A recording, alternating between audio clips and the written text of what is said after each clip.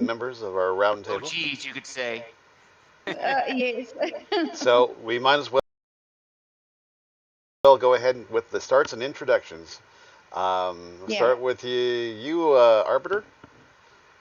All right. Well, hello everyone. You may already know me, but Gabriel Garcia, go by Arbiter on the Discord. Also the host and founder. I'm now going to use that title of Tales from the Wandering Scribe, and I'm an unpublished author, historical fiction, science fiction, fantasy, and whatnot. And I'm going to pass it over to Next. our lovely lady, Kim. Okay, well, hello everyone. My name is Kim Alkhain, and I have my second edition published of The Silent Witness, the high fantasy. And I've been working on the second book of the 5-book series, The Time Travels of Tristan. Time Travels of Tristan and Troy. And yeah, just living life and also loving my animals here, especially my son over here. He never leaves my side. And that's it really from me. Head on over to Maverick. Yeah, I'm John Gifford, otherwise known as Maverick's Ghost. I live in southeast England. I'm a computer geek and I like to write fantasy stories. If you check out my Inkitt profile, you'll find I've got 4 books published so far. I'm working on number 5. And Awesome. I've Nice. just published a new chapter for number 5 where Joe has finally managed to convince the UK Prime Minister that he's absolutely serious about what he's doing. Okay. So he gave her a quick, he gave her and her chief security agent a quick demonstration of magic.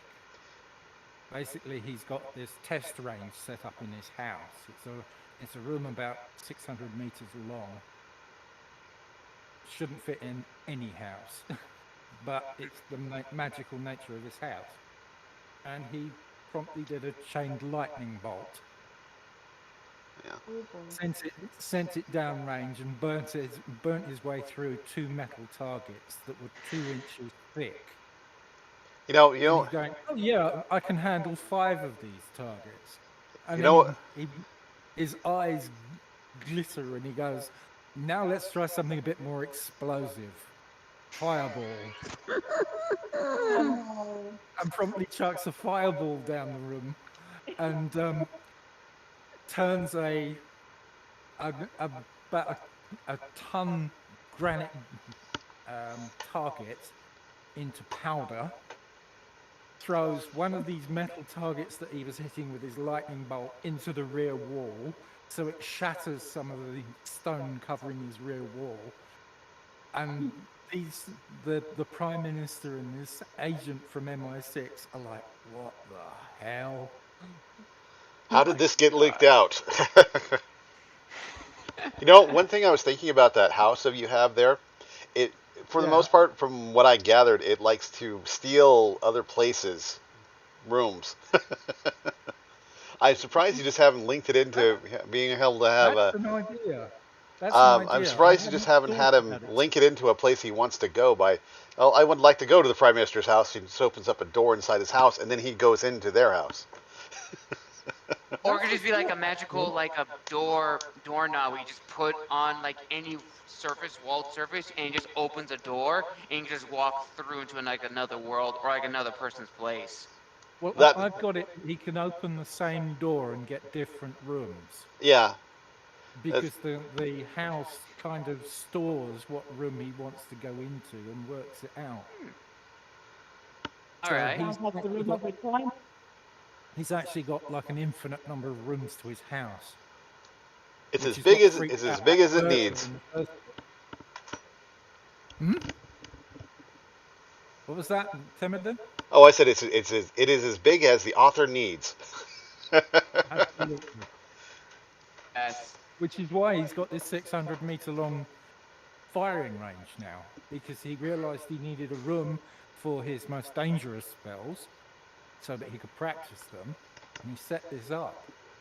Oh And man. he extends it whenever he needs to because he just explains it to the house and says, "Yeah, I need the room a bit longer, please, because I've noticed that my spells are getting a bit further down the range." And Well, I got a bit of black magic the magic chapter that I've I just can share done, with I've, you. I've got him sort of making a mental note Was that that Kim? What did you he's say? I got a bit of black magic that I could maybe share with you. Why don't you just Ooh. take Glad Wrap? Yeah, take Glad Wrap and put it over the toilet seat. I did not know that Brett had diarrhea. So when he ran to the bathroom, yeah, when they say the septic was planned, it hit everywhere. Oh no. Oh. I had Poor that guy Um. was last Well, in a week. coma. I should also do my introductions before we go too far down the tangent of funness and joy. Yes. Yes. Let's get your introduction, Dimmadin. We are still in the intro. All right, I go by the handle of Timidon Notamit. I'm out of here in wonderful Bakersfield, California. I'd like to write cheesy adventure fantasy, sci-fi. Granted, I haven't put out the sci-fi one yet, but I do have a little bit of more of a cyberpunk type enjoyment as well. I currently write what I call the TCOT series, which is short for this time around, Twilight Kingdoms of Thanatos. I've got 5 books planned in the main storyline, and I am writing a couple extra ones with Crixie Fantasy. We call those the Crossworld series, where we basically take our characters from each one of the worlds and we put them together in a story. So we get her style of writing, my style of writing, and we put it together. It's quite fun and entertaining because she does help out some of the rough spots in my writing. Also, they said my cyberpunk series is basically the Manifestations 2072. We have spirits, ghosts, demons, magic all crammed together in a more modern setting. That I like to call it they have a special police department, the Manifest Crimes Division. They are the New York's finest, dealing with all the weird shit that doesn't really work very well in reality. All right, and I also run a YouTube channel and a Twitch channel, and I've got a little personal website which I'm trying to expand. So, with that out of the way, I'd like to welcome everybody who is here back to the roundtable. It's good to be back and good seeing almost everyone, especially Kim. It's really awesome to see you again, Yeah, Kim. We've absolutely. missed you. Absolutely. I missed you guys Imogen, as if you well. need any help with your website, let me know. Okay, Because well, one as I of the said, things I do is website design. oh, cool. I'm currently running Wix, so they like Um, they like to try to nickel and dime everything out of you. It's like, nope, I don't need that yeah. service. Nope, I don't need that service. I'm still trying to figure out whether I should get a website for Tales from the Wandering Scribe, but it's like I don't have money. I still need to get like a good stable job. So once Yeah, I get you're. that and start getting money, get a website. Actually, no, get the book published and then get the website done.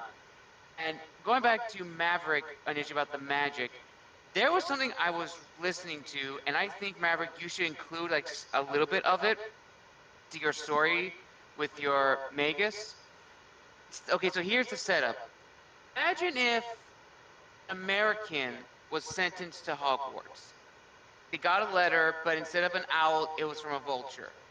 And you had this kid who was not really goth, but like it was like dark magic in a sense. And there's a line which I would love to have like you create like a character similar to this, where he pretty much is in like the wizarding duels they have in Harry Potter, was like the two houses meet, and this one kid says he's like a siege rich snobbish kid, and the American says, "Oh, good, you speak English. Okay, that's good. The next 2 minutes are going to be important," and he literally tells the other house students like, "Listen, you can't control what's going to happen in the next 90 seconds. You should just concede. I'm being the nicest I can. And if you don't concede, what do you want me to tell your family?" And all the while, this kid's like, "Oh wow," he's literally saying he's gonna murder this kid. And keep in mind, how old are like Harry Potter kids? Like teenagers. So I would Yeah, just love if you had a character it that goes was like from similar to this in like your story, who just was an American, who also had powers, but pretty much is like always questioning and always bringing like reality and facts to magical stuff. Because I would just love to see that adventure well, between your character and this character. technically you could say I've already done that. Hmm. Because if you look at the third book, um, the President Donald Trump turns up at Joe's door and gets to find out that his son, whatever his name is, I can't remember. The teenage kid that he's got is a wizard because Mm. the kid's suffering from the same headaches that Joe gets and keeps blacking out, and none of the doctors can explain it. And Joe just sprinkles a little of his sulfur powder in the boy's hand, and then says, "Take your headache and Oh, we lost push it. Kim. Take your headache and push it into the powder. Really see every grain in the powder, and then when you feel the right point, say the magic word." And the kid says the magic word, and the sulfur powder does its usual dance, lumps into a ball, springs up 6 inches off his hand, and lights up. And it causes the president's jaw to drop open because it's his son, who is also a Magus. But I've got him only as a trainee Magus. He's literally just starting out. I just got a text from Kim. Connection's bad. Having a huge thunderstorm, so she may. There she is. Sorry. Kim. Hey, it happens. Yeah, there's a big storm going on, so the connection keeps jumping. I used to know somebody who lived in Ghana, and when I sent her an email to say how's things going in Accra, she said, "Oh, it's terrible. We're getting 3 and 4 hour a day power cuts." Oh, well, that's just like South Africa, except our power cuts last about 2 weeks. So we have to then drive to the dam, go and get water, and then, yeah. Or we go and visit friends that are very far away to go and just have a shower. Right. Well, I know there was a program, I think it made it to YouTube, where they showed an African clinic where they've given them 2 solar panels to provide all the power that they need. Yeah.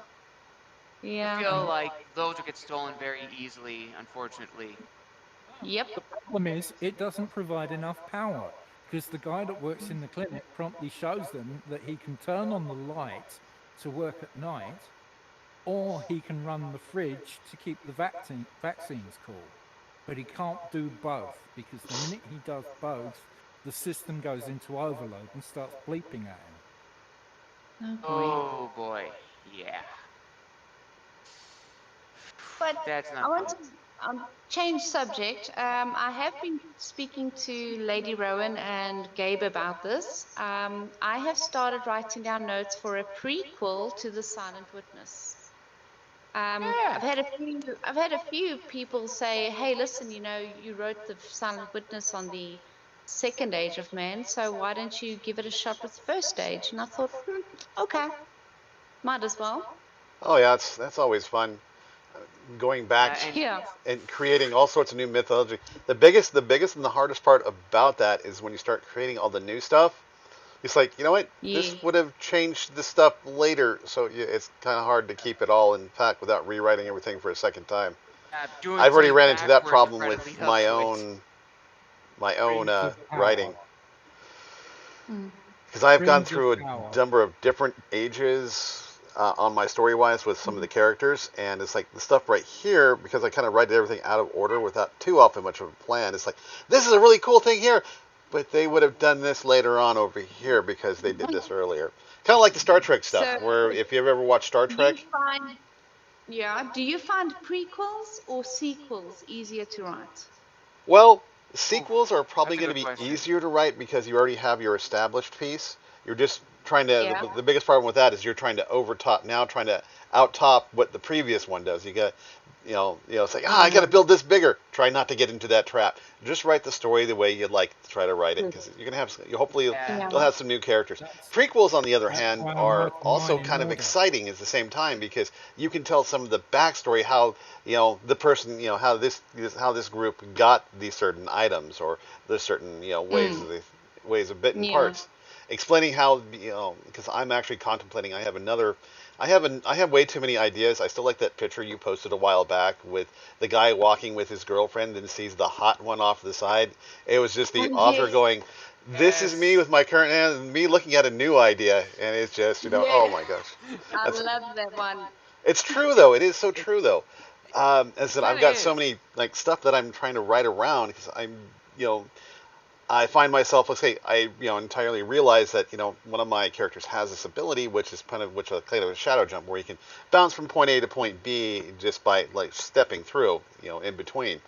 And should still be using this ability much more than what he has been using it, because I really didn't write it down too often much until a much later point. But he had it, but I just never utilized it. And I said, you know what, this would make his life a hell of a lot easier, and not getting stabbed as much. Yeah. Mm. I agree. This for me, doing going for like Michael, like I already have like the notes already written down for books 2 and 3, and I'm already have written down notes for um a prequel to the whole. Well, technically, there's actually gonna be 2 books to the prequel. There's gonna be about Iku, being that becomes the creator of Earth, becomes the creator of the angels, and then you have the Angel Civil War, which talks about the Army of Darkness with Lilith. And being me, I decided what weapon's going to be more powerful than the Sword of Death, the Sword of Azrael. Because in the first book, I've already established it's the most OP angelic holy weapon. So then I decided, let's go with the Sword of the Spirit. Did research, and the Sword of the Spirit's a more philosophical, theological thing. Talks about having the armor of God, the shield of faith, the Sword of the Spirit, which is all supposed to be about in practice, in theory, it's supposed to building up like a better person. But I decided to take it more literal. What if there was actually Sword of the Spirit, which is the most overpowered weapon any angel created? And it actually was created by the creator because that was his initial sword, was his blade. And that blade would be given to the Lord of Angels, and the sword of Azrael will be given to the angel under the Lord of all angels. So then I'm realizing, okay, so I'm just making another overpowered weapon that I gotta explain the backstory to. It's almost like Excalibur. Excalibur has so many different lores to it. It's ridiculous. Yes. And then the shield, the sword, armor, and then also trying to balance out, okay, I'm literally making a backstory about a person that literally becomes the creator for Christianity, for Judaism, and for Islam. I gotta handle that so delicately because the last thing I want is a lot of backlash. Yeah. Have you Yeah. have you Oh read yeah. any Philip Pullman? Well, I one don't thing think I've so. decided, you know what? I'm not going to worry about balance whatsoever because you can't. You Have, just Well, go, that have you is read just true. any just go for Have it. you read any Philip Pullman? Because his Dark Material series, which Oh, became the yes. Golden Yes, I did Compass. read. Yeah. Well, in the third book of that series, he creates a thing called, or the second book, he creates a thing called the subtle knife. And the subtle Hmm. knife is a dagger-like weapon that has got 2 edges. The one Okay. edge, the one edge can literally cut anything. Anything in the physical world it can destroy. Oh, Wow. And it was supposedly created by philosophers who were trying to figure out how matter was made up. Mm. And they were cutting matter down to ever finer and finer and finer literally down to subatomic and Wouldn't that multiple cause a nice subatomic nuclear explosion? levels. Well, I feel like that would destroy the balance of reality itself if you keep trying to cut. Well, that's tear what open comes out something. in the book. They found out that right down at the very lowest level, the very smallest particle of matter that they had, when they cut it open, they released what they call specters, and these specters haunt the world, and they can only touch adults. And when they touch an adult, it literally drains their mind out of them. If I'm not mistaken, in Dark Materials, that lore already has established that angels or some form of angels exist. Yeah, So that's how because the show is depicting it. it's talking about a war in heaven where there's two possibilities. This is one of the things that Pullman subscribes to. There was a war in heaven, that there were two sides. Looks like we lost Kim. No, we lost Kim again. One side decided that humans were too dangerous to have free will. The other side decided that humans needed free will. And the angels basically don't have free will. They've got all their angelic powers, but they have to serve what they call the authority. And the authority is not God. He's actually one of the archangels that took over. But they come up with this, Pullman created this knife, and the second edge can actually cut through reality. So it can get you through the multiverse. It can open doorways and windows. Nice. But the knife itself has a name that comes out in the book of Asater. And Asater means God killer.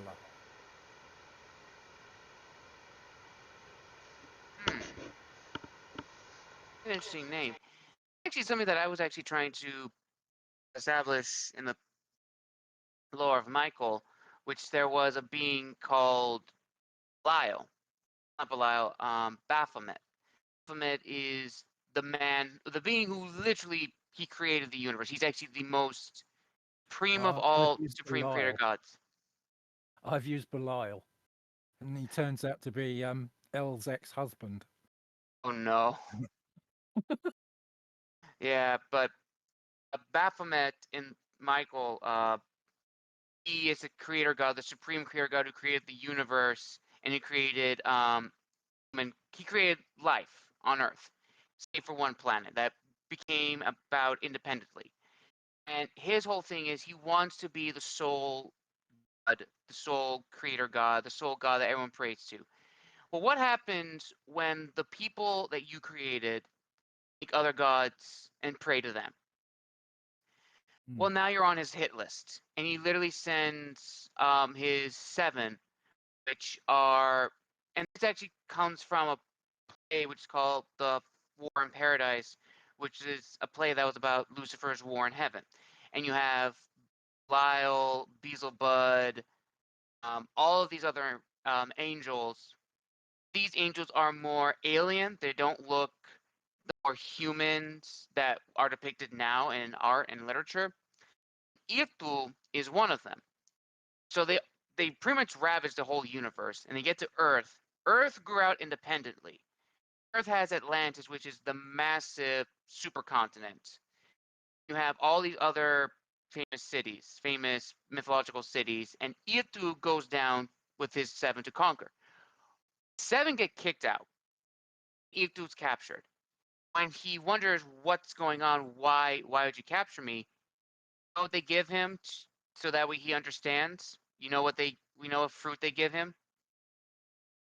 An apple. Forbidden fruit. He eats the apple, and his mind goes. He now has intelligence of a supreme creator god. Because that's the interesting thing. On this earth, you have the creator gods. You have Ymir, you have Cronus, you have the Titans. So every creator god from every faith and mythology exists on this earth. Like Odin, Zeus, all the other gods we know now, they don't exist yet. They're not even a thing. Then he realizes, oh, what I've been doing is wrong. And so pretty much Baphomet and his army comes down. Atlantis with the humans, led by Adam and Eve, they're the king and queen of this world, take charge. Pretty much it's a Pyrrhic victory. It Yeah. gets nuked. The whole planet gets destroyed. Did you ever see the episode from the old Star Trek series where the Enterprise went out and actually they found a planet? They got captured on the planet, and they got captured by Apollo. No, I'm not really into Star Trek. Unfortunately, it never got me. In that, it came out that the gods only exist when people believe in them. So if the people turn away from the gods and start thinking, well, there's other ways that we can deal with this, the gods fade and cease to exist. That's an interesting concept. So this episode of Star Trek, the whole Greek pantheon is talked about because there's Apollo. He doesn't want to go into oblivion. And he thinks he can force the crew of the Enterprise to worship him. Oh, because he doesn't want to disappear. Yeah. Ooh, that's actually a pretty interesting concept, but yeah. The notes I wrote down, he eats the fruit, he leads the others. He's not a supreme being, not a creator god. So what he does is he bathes himself in Well, that's what comes out with Philip Pullman as well. The god that they call the authority is not the god that created everything. Okay. Basically, the god that created the universe thought, okay, I've created the universe, there you go, and left it to its own means and decisions. Basically, it would be kind of a neutral god. It's not good, it's not bad, it just doesn't care. He created the place and then just sod it off, leaving a power vacuum, and that power vacuum was then taken over by one of the archangels who declared himself to be the authority. And this authority then becomes kind of Hitler-esque in that he wants to dominate not just the one universe, he wants to dominate all possible universes. And Pullman comes up with this concept of a church that he calls the magisterium, and the magisterium run everything. And this god, this authority, wants to create a magisterium on every possible world to run life. Dang, yeah, that's something I could probably adapt or like the same concept into my story. But yeah, much at the summarize, Earth gets nuked. Most of the creator gods are dead. If you haven't read the story, I don't want to spoil it, but he ends up being sent into a pit of an utter void. So, this authority god ends up being destroyed anyway. Nice. Well, about you two, man? I feel like we kind of cut you out of the discussion. Well, you going back to what about what you were saying earlier? Well, yeah. I said going along with the worshiping type funness and joy. Even with me, when I'm doing my writing, I kind of take that same approach. You have the two different types of gods. You have the spiritual ones, and then you have the what I call the primal gods. Primal gods are the ones that are, they can just, they exist. They're a single being. They're just all, pretty much powerful. Spiritual gods, on the other point, are the ones with no physical body. They require. I'm still interested in your guy, the Vainglorious. Oh, Vainglorious. Oh, Mr. Vanity. Yeah, I Yeah. like him. He's kind of he's just full of himself. He's a primal god for the most part. His parents are basically the god of war and the god of love. So Oh, he just gee, came. that's quite a combination. Yeah, he gets he's a Quite a decent enough dilemma. fighter. He can create his own army, but he's also incredibly vain, especially when they fight. They're all high-fiving each other after they do a job. So I I thought love he would his have been a battle. little more I love narcissistic. the idea of his battle cry of "Can you see me yet?" yep. Can you see me now? Yeah. Anybody who has Oh man. reflective armor that replaces your face with on top of his face on top of your body, it is just one of those things. The I you feel know like the he would whole also be. yes. I feel like he'd be the type of person, the type of god where their armor is like one of those face masks, and it's just his face. That that would be definitely him. Oh That man. might have to work with that. Give him a new set of armor with that to go along with it. He takes off the mask and you don't see any change. No. But Oh going back with jeez. the spiritual, the whole concept with you have to have your followers. They generate when they worship you, they impart part of their spirit to you, just a tiny bit.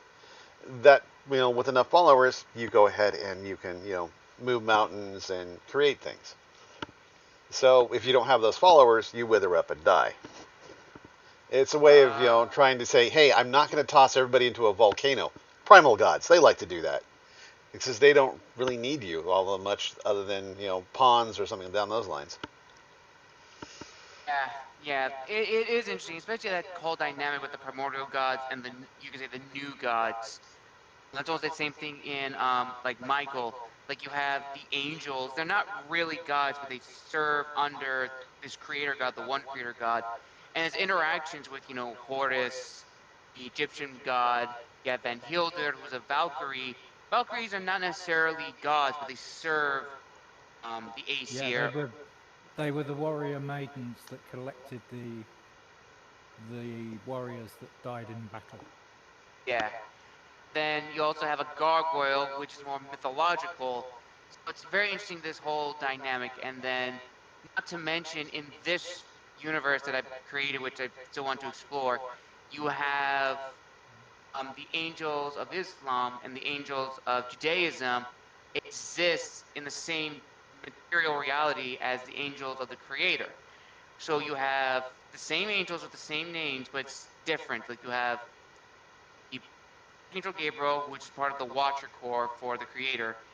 Then you have Jibril, same name but different person. Then you have Kamail from Judaism, and Kamail is just a big dude.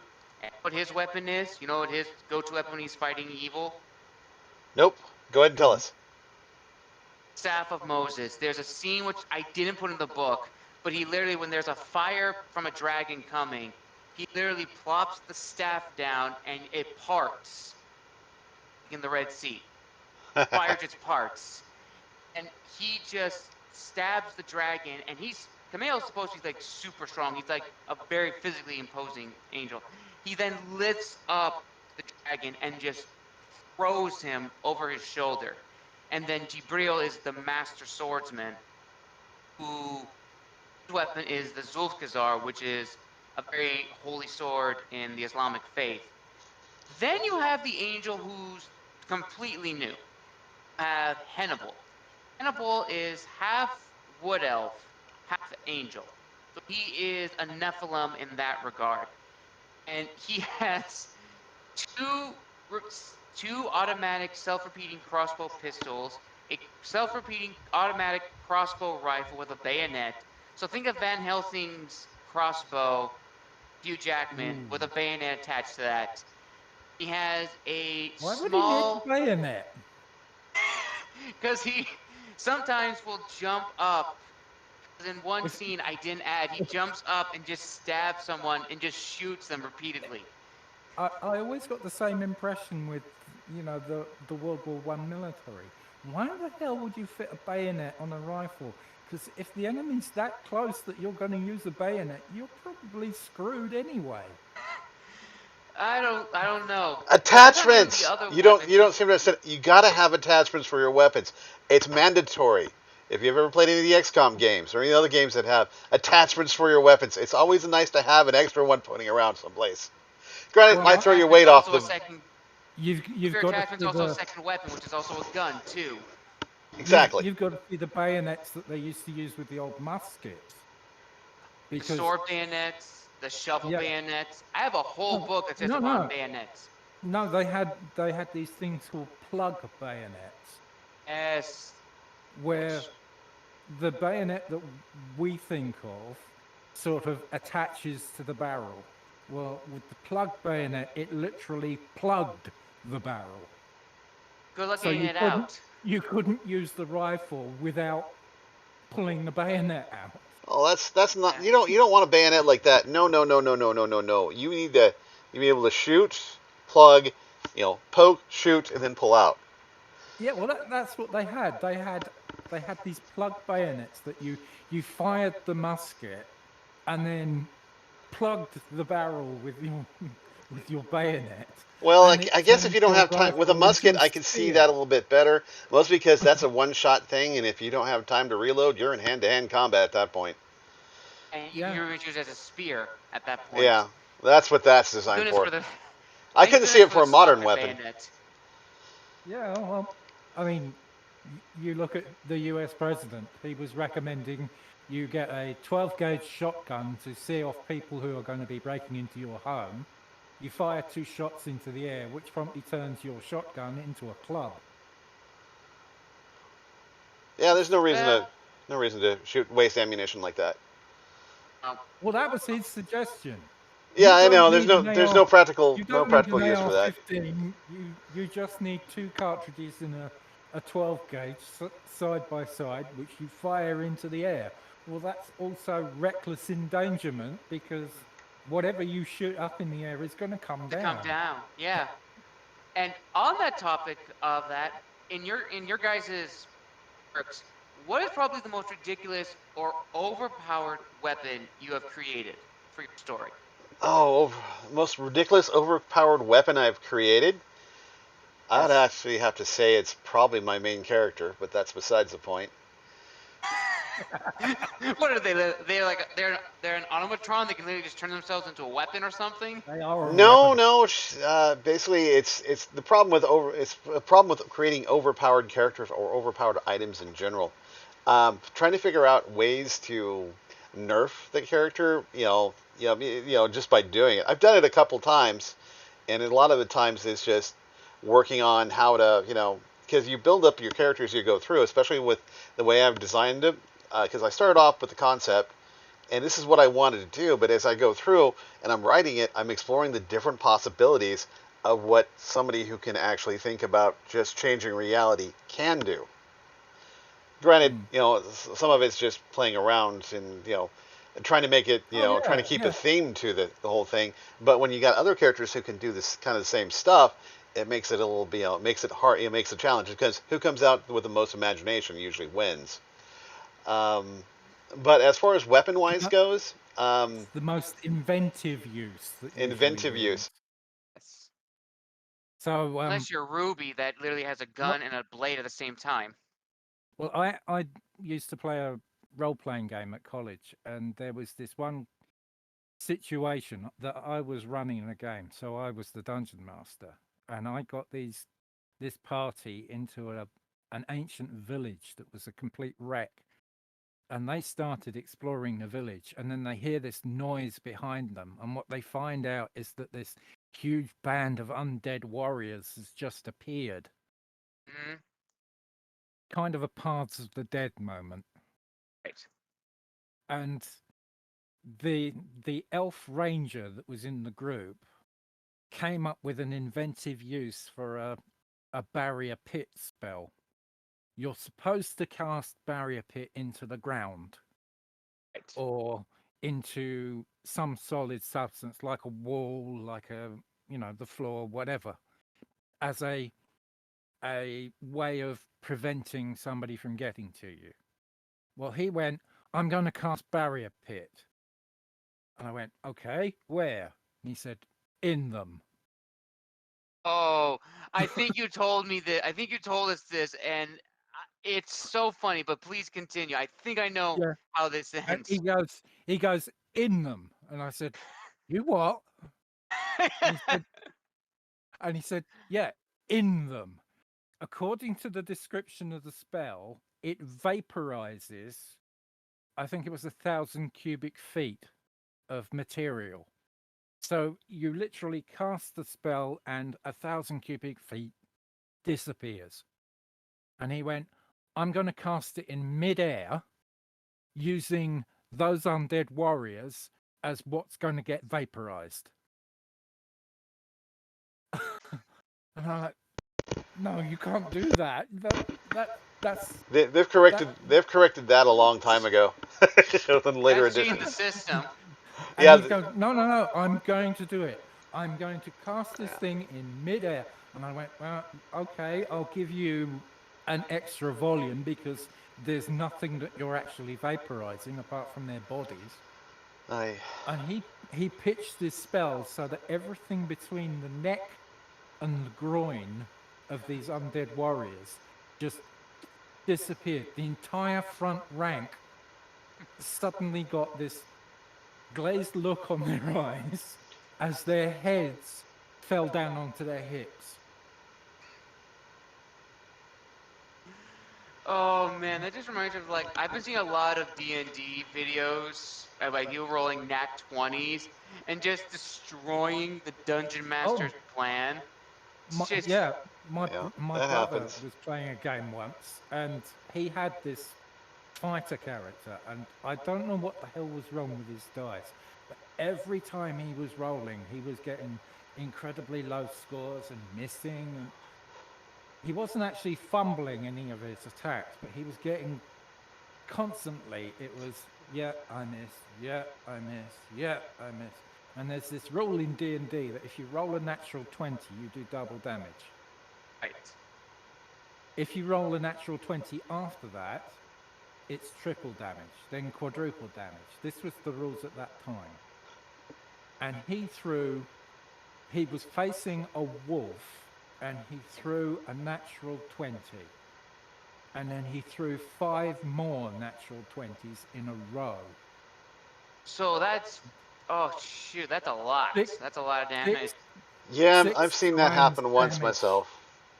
That type of material. S- 6 times damage. And the description we gave him of what he did to this wolf was he literally just swung his sword and connected with the wolf's open mouth and Oh, sliced it from head to arse completely through. And and my brother's reaction was, hey, look at that instant table. oh no. Because That's there's all the wrong. 4 wolves' legs and this really interesting grained effect from where he just sliced this wolf in half. But yeah, we went into this one room, got attacked by the wolves, and then went into the next room and found sprigs of wolfbane. Because it turned out we were doing the dungeon in reverse. We'd wandered into the wrong entrance. Fourth door. Well, anyway, Oh, back to the most overpowered weapon I probably put together. I would have to probably call that the short sword, the Immortal Bane. Primary Immortal use, Bane. the Immortal Bane.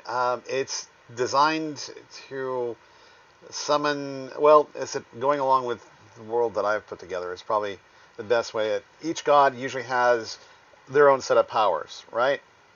The Immortal Bane is summons the powers of the 8 creator gods or the 8 creator tools or gods of my world, and can basically be used by the one who's using that, which is usually their assassin or their person who goes and gets the other, the errant gods. So going along with 8 more pieces of creativity from different spheres of good, evil, law, justice, and then throw in the 4 elementals on top of that, you can get basically a really disturbing amount of power thrown into one place. We've put together Crixie, who basically rewrote my entire combat scene because it was kind of drab and not very flary for what was going on. Really created some decent amount of exposition when she went ahead and said, "I can do this."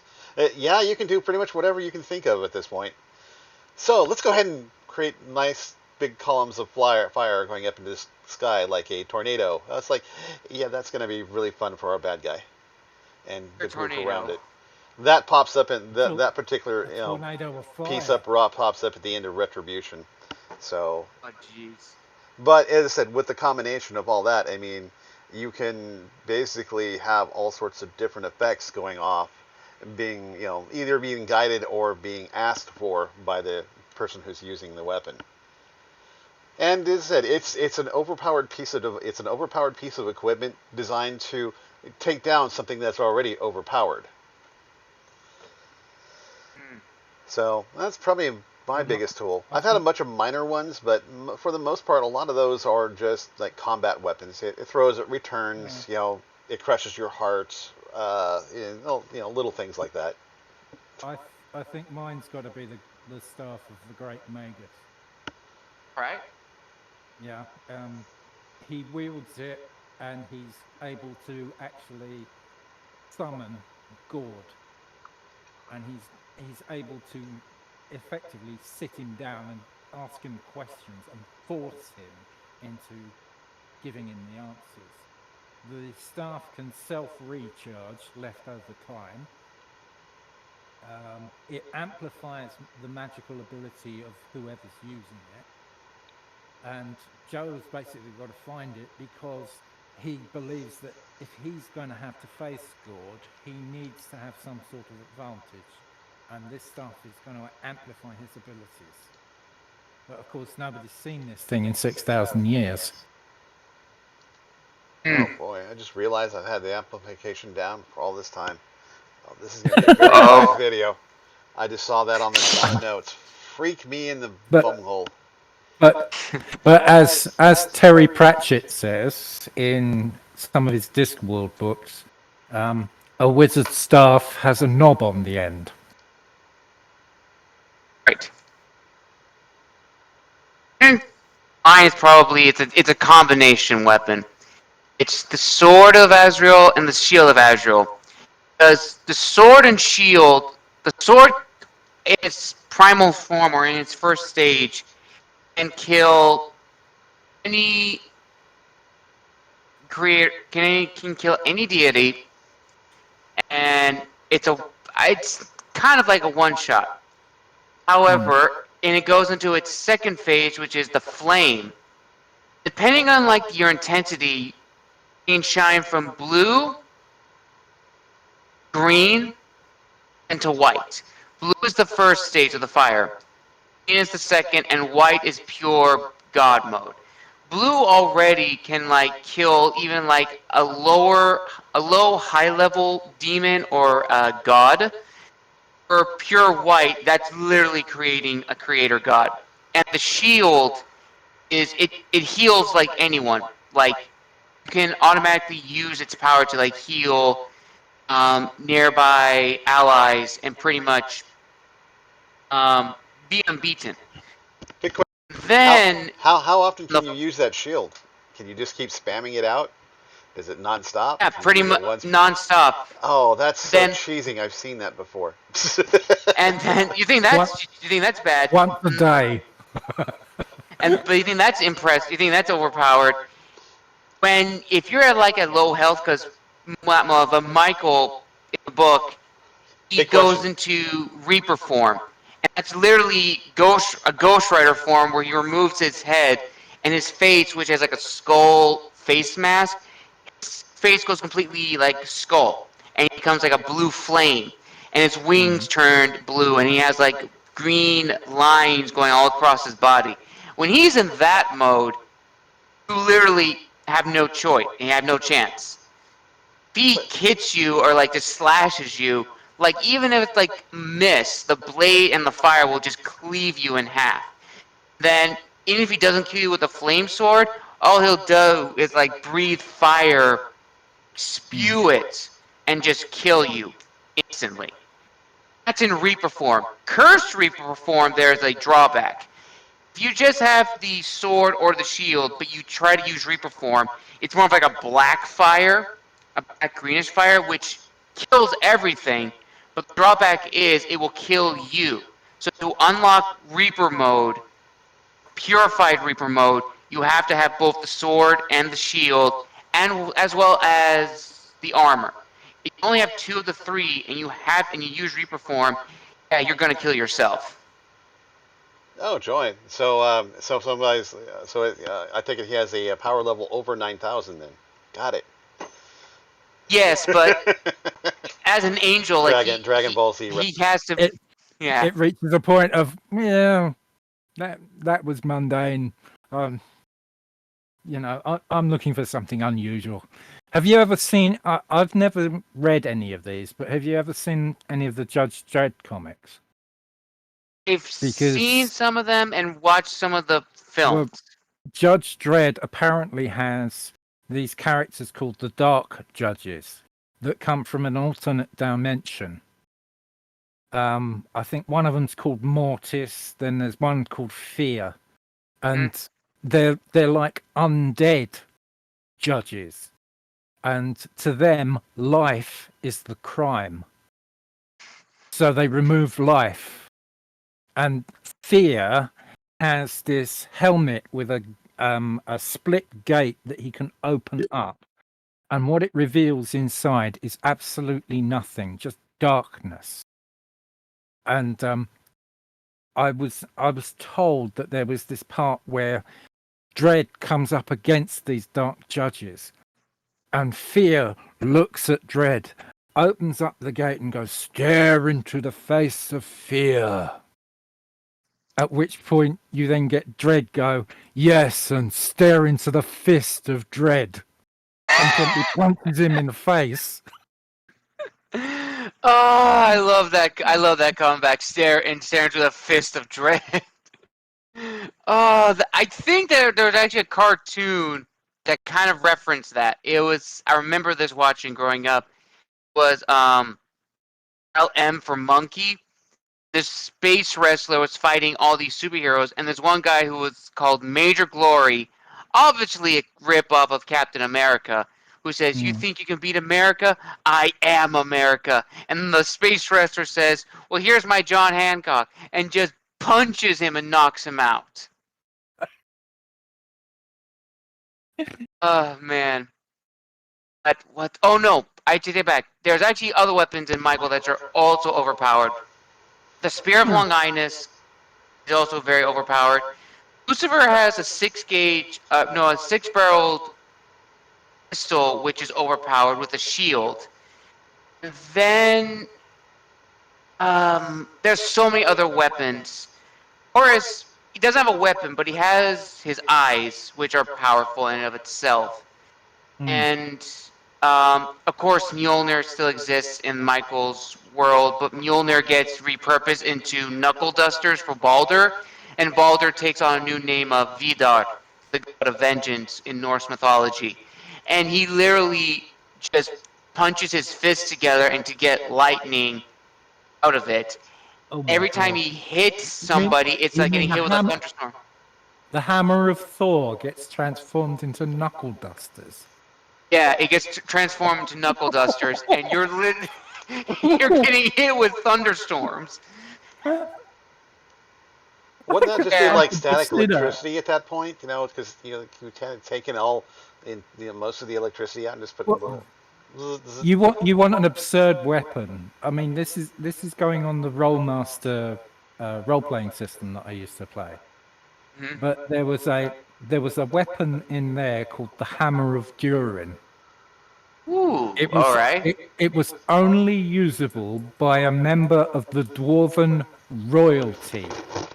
So you had to be of Durin's bloodline to be able to even pick it up. But it had in its description that you could declare one particular race, for example, orc, as an ancient enemy of the Dwarven dwarven clans. Right. And this hammer, when used in combat, would automatically strike and smite any enemy that was under that class. So if you were to declare orcs to be this ancient enemy, you could automatically destroy hordes of orcs with this one weapon. And if you threw it, because it was a warhammer capable of being thrown, Oh no. it had a 777-mile range. That just sounds like Sauron's overpowered mace. So it can reach orbit. So if it goes into orbit, does it just keep going? Literally, yeah. I mean, if you could throw something directly upwards and it would, up it would that go into speed. orbit around the planet and come back down again. Oh, I don't think it'd come back down. I think it'd just keep going.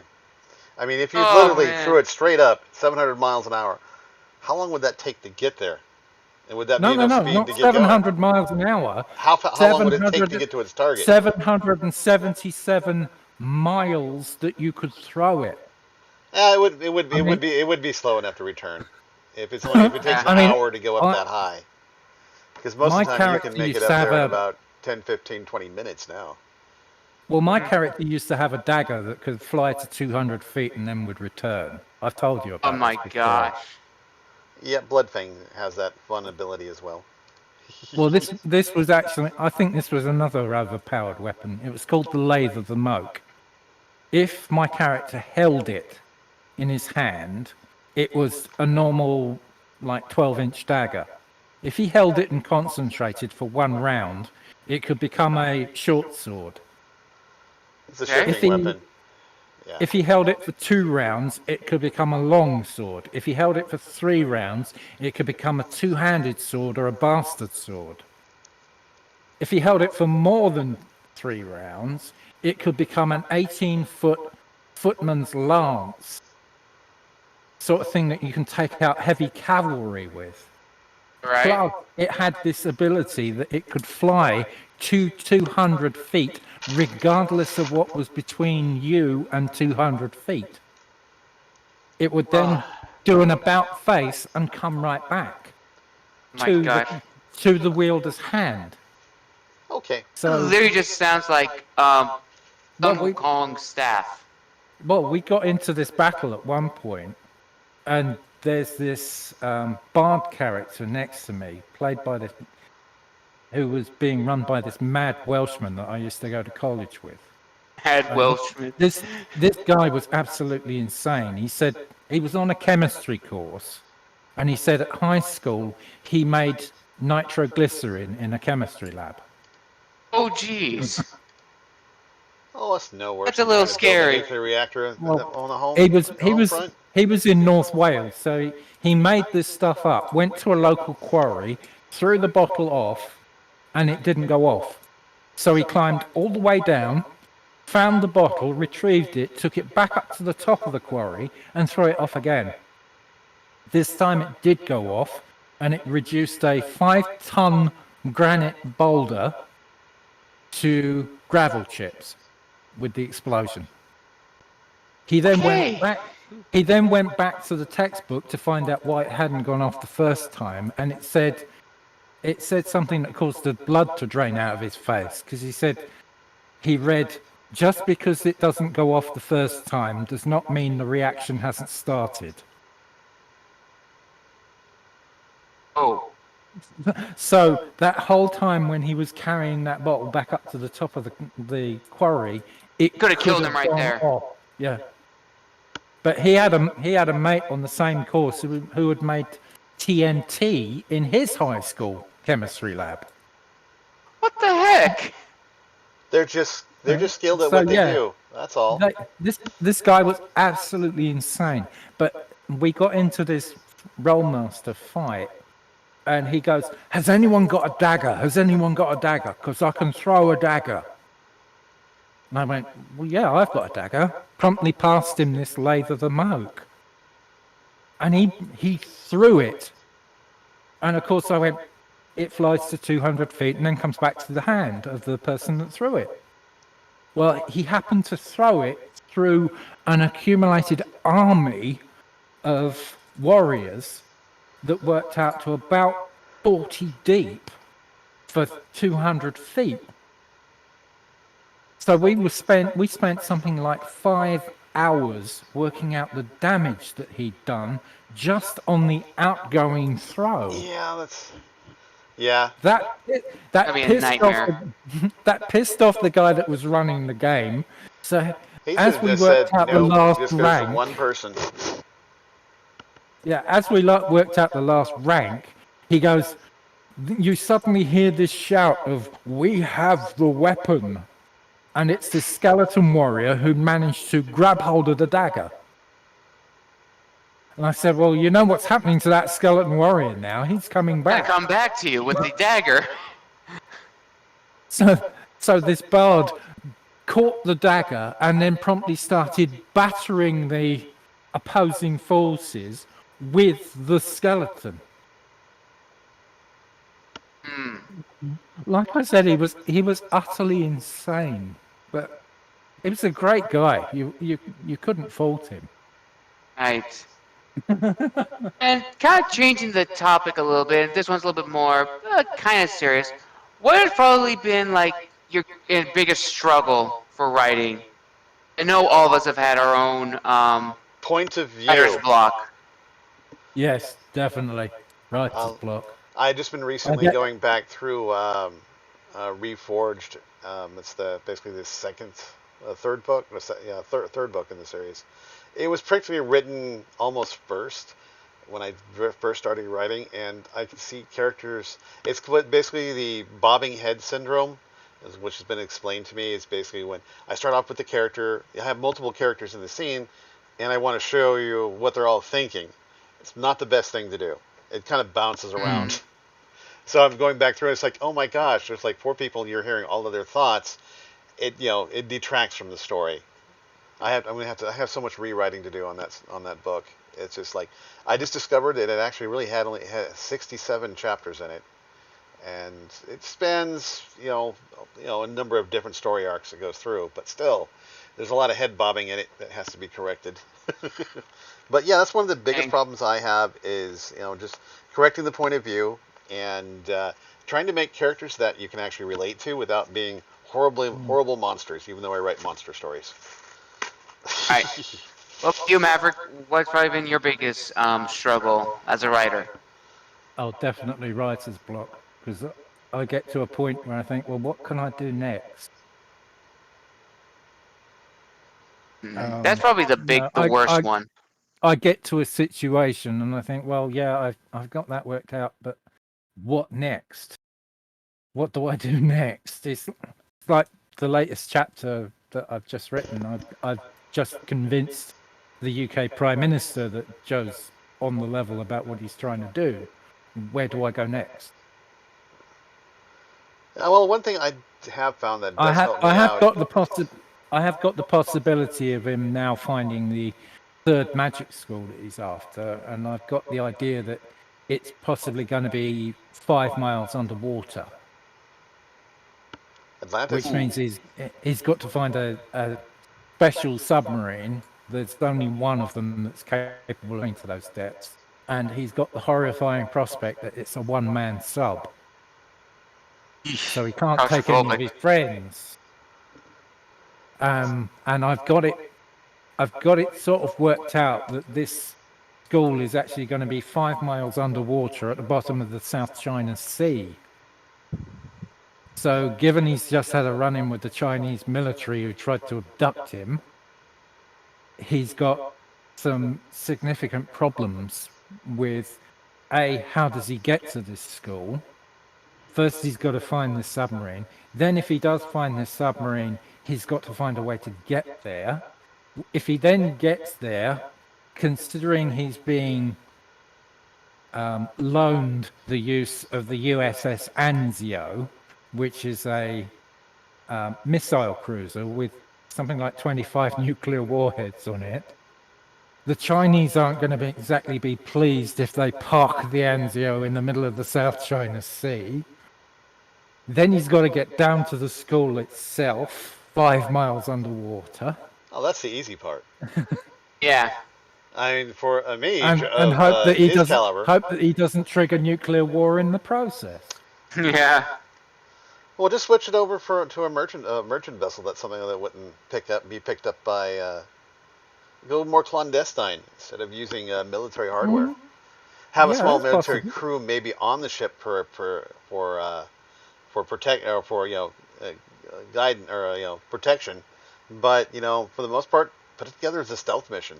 That would probably be best bet. And then when the ship gets into position where it's at, hey, we're having mechanical trouble, that type of scenario, and then just drop your Now sub that- and go do your thing. Or if you want to do it the That's the more thought. practical That's way, you just thought. huh? That's a definite thought. Well, Thank see, you. one of the things that I find one of the other problems I said with writing is when you start running into a wall, it's good to have somebody else to bounce ideas off of. Once again, me and Crixie. I mean, Retribution is probably one of my one of the better stories as far as it has action. It granted we have a vampire and a succubus. They're going through and doing all sorts of fun things, but still the ideas that came off of it is that, well, these characters wouldn't do that. How would this react? You have somebody else giving you some ideas, and you can plug in and find a balance. I mean, she comes up with some stuff, and then I can come up with either a counter or an add suggestion on that. We work that out, and then at that point, it becomes a point. Well, did this scene work for us or not? We've scrapped entire chapters after we've written them out because it doesn't flow well, or it just kind of beating around the bush. We have too much filler space. I mean, I can write entire chapters of just filler. It creates a whole bunch of fun background. Some of the stuff I can come back to later and reuse because just the way the scene is written up. I've got an entire chapter that I'm happily getting recopying over and putting use in our next book because it's something we couldn't really use at the time because it broke a lot of the issues I was having. One of the ones is I needed to have my Caslin hungry and not being able to feed without a problem, but opening up this one door going into this little subdimension, that just immediately solved all my problems, and I had to write that back out. As I said, creating situations and making it something for a powerful character, has a challenge, and working with that, it's very easy to create things that will break stuff over. So pulling out some of that stuff, but having and also having a writing partner does help. I do, just an idea, just like this, bouncing it off this idea. That's also the problem with writing or trying to write prequels, because you establish the law that you're going to operate by, and then you're Why trying didn't to they do write this in the past, or do this now that there's something they've learned in the past? Yes. Well, like Rings of Power with Amazon, they've got black elves in the Second Age that there's no evidence of them in the Third Age. Well, that's just because they left earlier. That's all. The elves, you can actually easily My say personal the elves favorite. were. My personal favorite is they can't refer to hobbits in the Rings of Power Why? because they don't have the rights to. Oh, okay. No, even though they showed them in the trailer. No, they showed Harfoots. Wait a minute. Are half feet supposed to be hobbits? Harfoots. Harfoots. Harfoots. Which was one of the sort of proto-hobbit clans. Okay, so these are the hobbit ancestors. Yeah, but they're not allowed to call them hobbits because they haven't got the rights to be able to use anything out of the Lord of the Rings. Oh, man. Then everyone's talking about, now people are saying that House of Dragons looks much more. I'll say that people may watch House of Dragons more than Rings of Power. Well, I will have to say, if anything, the Game of Thrones series, they're actually I mean, Mr. R. Martin? Yeah, he basically has given up on the series. He gave up on it a while back. I mean, he stopped writing, and had pretty much has a bit of a footnotes and just said, "You guys go ahead and do what you want with it." At this point, I've made all my money. That's really, I mean, that's the only way I can see this, because it's been 10 years since he stopped working on the last book. I'm still writing it, guys. He's waving his checks and money going around. I'm still writing it. There's a TV series. There's a TV series here in the UK called Mock the Week, and they have comedians on who they do a round of what they call scenes we'd like to see. And one of the scenes that came up was the last line of J.K. Rowling's last Harry Potter book. Oh no. And one of the comedians walked up to the mic and went, "Harry said something, Hermione said something, who cares, I'm minted." Yeah, that's about right. Oh, well, as man. I said, with House of the Dragon, I mean, I'm actually looking forward to the Jon Snow show. For the most part. that should be interesting. Because I said, regardless of how horrible the story was, after season 5, because you could tell the difference in the change of styling it went through. It was still fun for me to watch because I liked the characters. I did, Arya was one of my favorites just because of the simple fact that she was such a kick-ass, pain in the butt for everybody who's pissed off on her. Yeah. And I mean, they all had their strengths and weaknesses. But it's they're basically going in with the houses, the Jon Snow show. It's going to be something new that we haven't seen. And they said they can go in all sorts of different directions with this franchise. As I said, because Martin has pretty much abandoned it, and he's just said, "I've got my money. Here, you guys go. Write what you want. We're going to let you guys, worry about it at this point. I'm going to be dead in a few years." Yeah, but I will say though, it is interesting to see the dragons in House of Dragons look phenomenal. I will say that it is going to be interesting, the whole story. And I remember talking with Kim on this because she's actually read House of the Dragons, and this is supposed to be nearing the end of the House Targaryens and the kind of like nearing the Targaryen Civil War, if I'm not mistaken. Yeah, from what it looks like, there was lots of dragons at this point, like lots of families with dragons, and it's gonna be painful for everybody who steps out of line. You're gonna get burned. Yeah. I don't know. They might have different types of dragons. They might have the cold ones, electrical ones too. There's a possibility of that. They might do something. If not, everybody's just gonna be a fire-breathing pain in the butts. I mean, there's a lot of different ways they can go along with the shows. They have, the entire part of the beauty thing is there's a lot of material you can pull from. That's part of the beauty of Dungeons and Dragons, is the fact that the dragons aren't just fire breathing. You've got some really beautiful combinations. Like the red dragon is the biggest and most powerful, and yes, it launches fireballs. But you've got blue dragons that can breathe lightning, black dragons that breathe acid, green dragons poison gas. My personal favorite is the brass dragon, which is a combination of I can't remember which one it is. I think it's a combination of a white dragon and a gold dragon, which would be kind of unusual because white dragons are supposed to be sort of on the evil side, while gold dragons are on the good side. So I can't see them breeding, really. But brass dragons breathe steam. So they're giant kettles. Oh, man. And speaking on dragons, would be... Go ahead. I was going to say, in speaking of dragons, and going back to Lord of the Rings, I would actually like to see, like, a show or about World of Dragons, or at least a mockumentary, or no, a documentary about the dragons in Middle-earth. Because the dragons in Middle-earth are terrifying. Especially the biggest one. I forgot its name. It's described by Tolkien to be the biggest dragon. There was one called Glaurung, I think it was, that was described as the father of dragons. Yes, I think Glaurung's like supposedly like almost as big as he's huge. He is deeply terrifying. There's I'm not sure I got the facts absolutely correct here, but there was a character that called himself Turin Yes. Turambar, which actually translates as Master of Fate.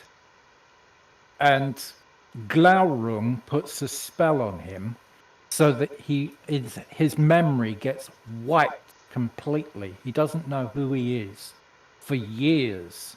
He ends up marrying his own sister and Yes, I having remember that. children by her. And finally, Glaurung lifts this spell, and Turin promptly renames himself because he's Turin Master of Fate, and he adds by fate mastered, because he thought he could get away from this prediction of what was going to happen to him, and Glaurung was actually the cause of what happened to him. I actually had Children of Turin. I actually had that book back in middle school. Yeah, I've got And it. I couldn't read it, and I'm so mad that I threw it away. So disappointed I didn't keep it. I still have the Lord of the Rings book, but I don't have Children of Turin anymore. Well, I've read all three of the trilogy: the Silmarillion, the Hobbit, and the Lord of the Rings. Let me tell you, the Silmarillion is really hard to get to grips with because a lot of it is written in Elvish. Have you seen the newest book that came out by the Tolkien estate? No. There's a new book that came out. It's before Christopher Tolkien passed away. This new book, it's about this couple that's in the second age, or probably the first age, but this man, he falls in love. It's supposed to be kind of almost like the inspiration for Aragorn and Owen. And this man, has to go on a quest. His quest is to steal one of the Silmarillions from Morgoth's crown. Beren. You're talking about Beren and Luthien. Yes, they actually now have a book about Beren and Luthien. Well, according to the gravestones, J.R.R. Tolkien's gravestone has the word Beren inscribed on it, and his wife's gravestone next door has the word Luthien, because apparently he based the character of Luthien on his wife. Have you seen the documentary of Tolkien? It sounds seriously romantic. It is. It is. Have you guys seen No. the movie that came out? Nope, you've never seen the movie that Tolkien about how Tolkien created Hobbit and Lord of the Rings? No, I haven't watched it. No. It's really, really good. Going back to the subject of dragons, I said on our next novel with Crixie, we are including a couple dragons this time around. We have a big white one, and so far we have the big white one's going to have a big fight with a big undead one. But it's going to be fun. Oh yeah, this is once again we're going with the power fantasy. So I had to figure out what would these two dragons what would make the biggest problem for our dragon fight coming up, and pulling the dragon out of its environment, putting it into a worse one is the usual way to go. Dungeons and Dragons actually has something called the Bone Dragon. Yep, it's a giant undead shadow dragon is what we're fighting. So it's gonna be a race dragon. You guys should also maybe think of of the Dragonkin, or I think it's Dungeons and Dragons or Warcraft or some other fantasy. There's a couple of them. Half dragons. Half dragons and Dragonkin. Yeah, there are a number of different types that exist. There's actually, I think, Zarkov and Michael. I think I kind of base him he's a Dragonkin. He breathes fire. It's interesting. He's a dragon with impenetrable scales. He's like Smaug. Nails that are as strong as claws, which are stronger than any steel. But he wields a giant curved sword that's imbued with gems and runestones. It's okay, that just seems silly, because you're a dragon. Why would you need a sword? They're pretty much only weapon? well, it depends. If you go with the shifting idea, I shift down. I get a bunch of magic weapons. I shift back, and those weapons now become your claws. That type of thing. They're infused into your claws. That's Mm. one reason you can have it. Makes you able to enchant, strike enchanted things if you weren't already just strong enough to rip through it. But it all depends. My dragonkin is he actually calls himself Dragonkin, and his Dragonkin. name's Christy, and he's actually a little pseudo dragon. He's about the size okay. of he's about the size of a cat, and I've got him paired off with Natalie now. Okay. Yeah. And he gives her magical protection because she's joined with him.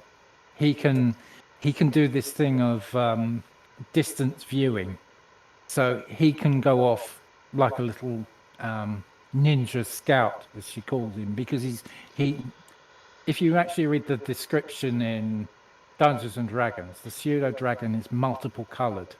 It's like a fairy. But Christie's actually trained himself to be jet black. So he's a ninja.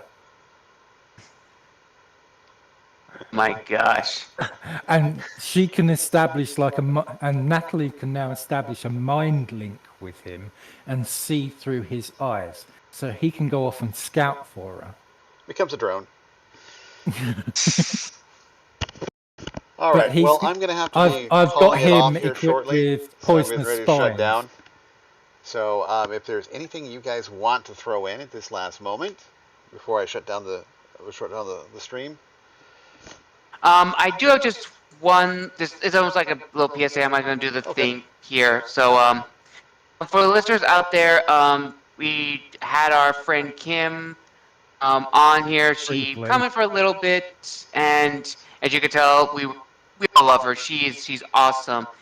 And for those who listen to my podcast and have seen my posts on LinkedIn, I haven't posted a lot of stuff on Instagram, but I started a GoFundMe for Kim to help her out with medical expenses to help raise money for her. So if you want to donate or help spread the word, you can go to either Tales from the Wandering Scribe, look for the episode My Friend Kim, the link to the GoFundMe, as well as the link to her PayPal if you want to send money to her directly there.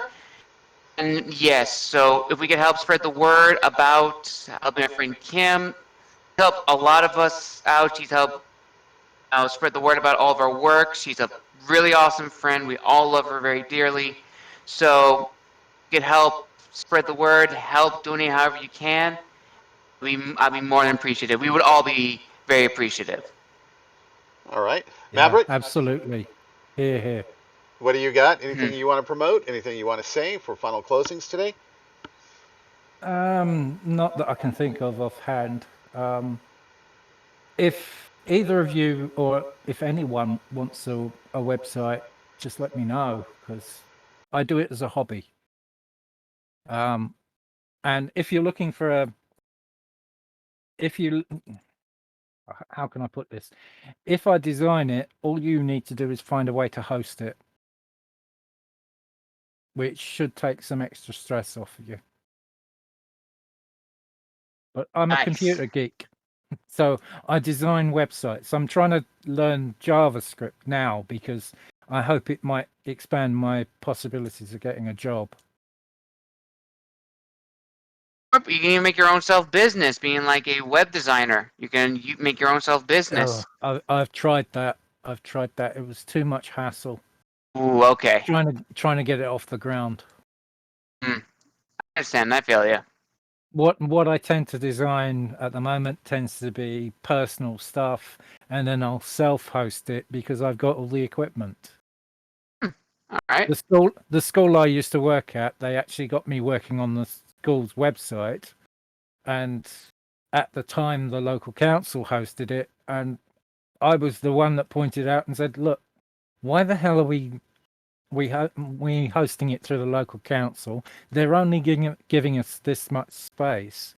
We've got 10 times as much space here. Why can't we self-host it? And the network manager was like, Is that possible? He promptly contacted the council and they went, yeah, sure. You want to self-host it? Go ahead. That's what we ended up doing. We ended up self-hosting the school website. That expanded to a separate website for the sixth form. I designed the school's intranet from the ground up. I actually implemented their virtual learning environment as well, which I found out that they kept on after I got made redundant. Nice, nice. I think that was everything. Timothy, did you want to do your Oh, last? oh yes, of course I do. All right. I would like to, if my readers or if any of our shadow viewers gets the opportunity, go ahead and take a look at Manifestations 2072. Read the first case, case 1, Case of the Bone Freak. It's a short 6-chapter story. It's just primarily an introduction of what the rest of the series is going to be poking into. I'm It's going to definitely read that, Ben. it's Because it it's sounds a short. lot like Shadowrun. What was that? Yes, It sounds a lot like the game of it has a Shadowrun. very Shadowrun feel to it. It doesn't have elves. It doesn't have dwarves or anything. It mostly has it's a human cast. There are some Well, that's fantastical okay. critters in it, but they're not as prevalent or as running around like you might think. But it's pretty much a that's fine. It's the mix of technology and magic. magic that makes Yes. me think of Shadowrun more than That's the what I was fact kind it's of got going all the with. different races. Plus, I wanted an excuse to try out some different characters, and the characters are more likable. Um, one of my favorites is Sean. He's basically he's pretty much an ex-thug. He's got his life together. He's got his garage. He's got a shop. He maintains vehicles and cars. He's a bit of an electrician at heart because mostly in 2072, they're doing the whole basic electricity. Most everything runs now. So you have to be both a mechanic and an electrician to go ahead and run the equipment now. That reminds me, mentioning Shadowrun, my brother had a character. You remember the the police films, the whole comedy series, whatever they were called. God, my memory's gone. But my brother, they had a character in that called Tackleberry, who was a gun nut, and he joins the police force. Yeah, Tackleberry is always fun and entertaining. One of my favorite characters out of the Police Academy series as well. Yeah, All that's right. it, Police Academy. Yeah. Well, my brother created a Shadowrun character that he called Tackleberry de Harlan, who was a troll bouncer. That's always fun. So anyway, along with my final words he was a here. heavily armed. He was a heavily armed troll mercenary, and he used to wander into battle with the music to Peer Gynt playing because it was Troll de Harlan. All right. As in Hall of the Mountain King. Okay. Well, for my last notes on that, if anybody gets a chance, take a look at it, read it. It's a short story. I've got more coming. I said I did try the Amazon, the Amazon project with it. I just don't have enough people actually looking at it, and Amazon does not have decent ways of promoting this material unless you already have a fan base going into it. So I will be pulling the second case off of Amazon, and I'll be posting it back onto Inkit in about 60 days. It takes them a while to go in and say, hey, we're not putting it up anymore, so you can go do something else with it. So the second case will be the case of the Crazy Karens, which is even a bit more funner and more interactive story, which will be coming out in about 60 days. Other than that, I still am working on the TCOT series. It's going to continue to evolve, and so is Crossworlds. And also for you guys, if you guys do want to take a look at the Crossworlds number 3, which is basically the world of Avis, and that's the one that we were talking about a couple months back, where if we can all work together on it, maybe compute to some of the writing, something going over. I've written basically about a chapter and a half. No one else has really touched it since. And I just had a bit of an intro. I mean, it's not even cleaned up, but I have some. I threw some characters and some ideas into it. I do like the idea of basically having it kind of like a battle world type scenario, where kind of like in your books, Gabe, where you've mixed in different people, different races, different characters, and throw them into a the smorgasbord of fun and joy. And hey, you guys got to figure this out.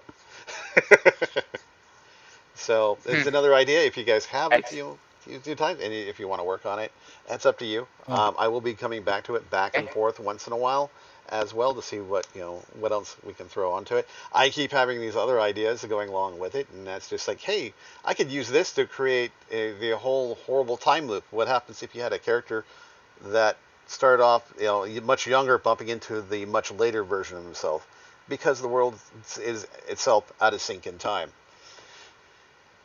What would your older self try to tell your younger self, even though your younger self doesn't remember? It won't. You eventually will not remember even coming back here, because you both are crossing at the same time, just to keep the whole parallax thing conundrum from happening. Yeah, It's just like but then you you start end running up with into a potential Doctor Who. paradox. Yeah, you start running into Doctor Who at that point, doing the 5 Doctors episode. Yeah. Well, where one will remember, but the other one will not you end up with a remember it. potential paradox Yes. of what happens if in the future you don't go back Yeah. Well, to tell yourself whatever. yeah. There's always a possibility going along with that. It's just like, oh crap! I keep thinking it's like, this is how I was when I'm younger. I'm so ashamed of myself.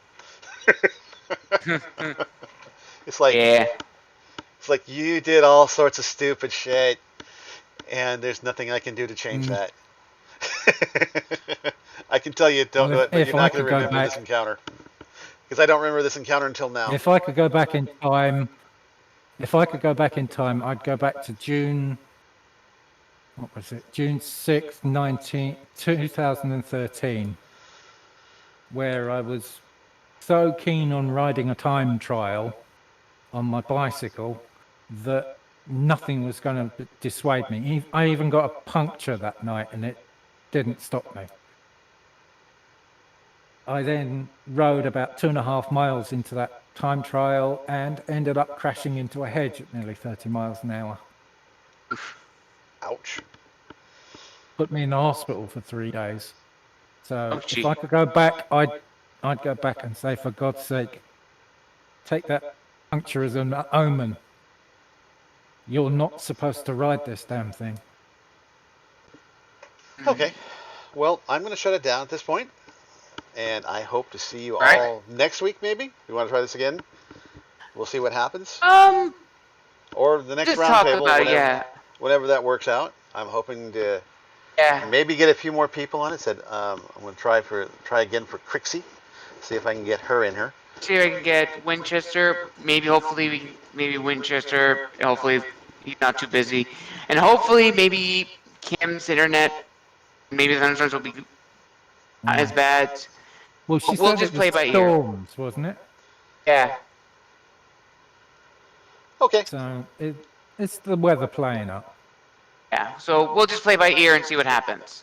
All right. Once again, thank you for all coming to the Authors of the Round Table, and we'll catch y'all on our next stream. Thanks a lot. All right. Hey, guys. See ya.